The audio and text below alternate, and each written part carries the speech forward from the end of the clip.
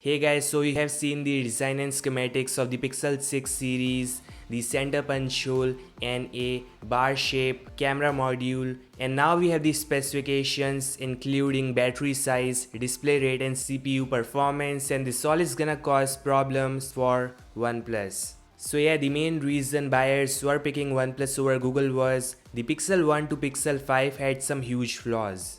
Like Pixel 2 got the worst design, Pixel 2 XL had display issues, Pixel 3 XL got a huge notch, Pixel 4 then got a huge chain on top, they used solely radar, got them banned from countries like India and Japan, and then came the Pixel 5 had decent design but with a mid-range CPU. Many users on Reddit said it lags a lot, so yeah, overall they had some flaws in every stage. OnePlus on the other hand took care about the design, yeah, not to mention the pricing was always on the lower side, and Oxygen OS played a huge role keeping the performance up and making feel like stock Android. Well, now the situation is the Pixel 6 and Pixel 6 Pro is checking all the marks, not only coming with center punch hole curved display which we all want, but also all new Material You UI with tons of features and new smooth animations, lots of cameras, and we have the specifications which if true is surely gonna be a huge issue for OnePlus. Many users are gonna switch from OnePlus to Pixel.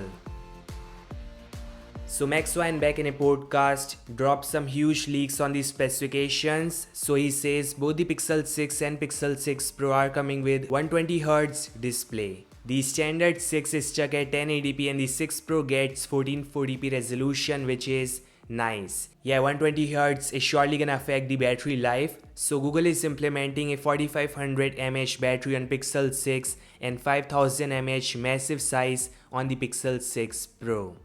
See no information on the charging speed, but we heard Google is working on fast wireless and wired charger, so maybe it is for the Pixel 6 series. Now Max says Whitechapel CPU is made by Samsung, and the reason behind this in-house silicon is their own custom chips like ISP, Pixel Visual Core and machine learning. They can include all this inside this in-house 5nm fabrication CPU.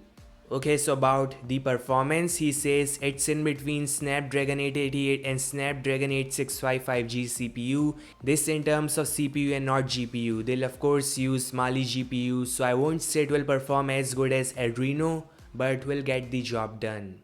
Finally, he says the Pixel 6 may come in green and gold finish, so a October launch likely, and we have the near final specifications, schematics, live images. This is following Google leak pattern. So I want to know your thoughts in this OnePlus versus Pixel. Which would you pick? Yeah, of course the price matter a lot, but if that's not an issue, would you ditch OnePlus or Pixel?